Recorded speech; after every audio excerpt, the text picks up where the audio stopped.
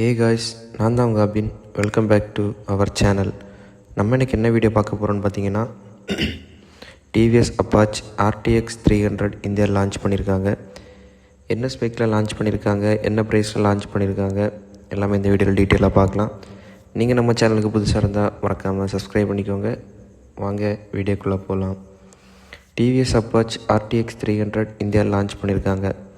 இந்த பைக்கோட இன்ஜின் பார்த்தீங்கன்னா 299.1cc single cylinder liquid cool DOHC 4 stroke engine தான் இந்த பைக்கில் யூஸ் பண்ணியிருக்காங்க.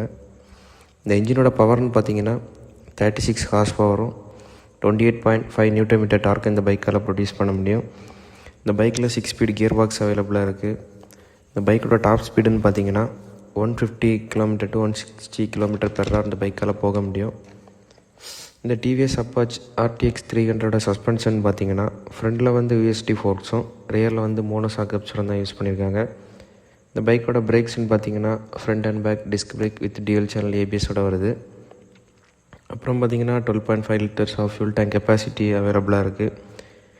இந்த TVS Apache RTX 300 4 riding modes use பண்ணியிருக்காங்க. இந்த பைக்கில் என்னென்னு பார்த்தீங்கன்னா அர்பன், ரெயின், டூர், ரேலி அப்படி 4 ரைடிங் மோட்ஸ் வந்து இந்த பைக்கில் யூஸ் பண்ணியிருக்காங்க. அப்புறம் பார்த்திங்கன்னா ட்ராக்ஷன் கண்ட்ரோல் அவைலபிளாக இருக்குது.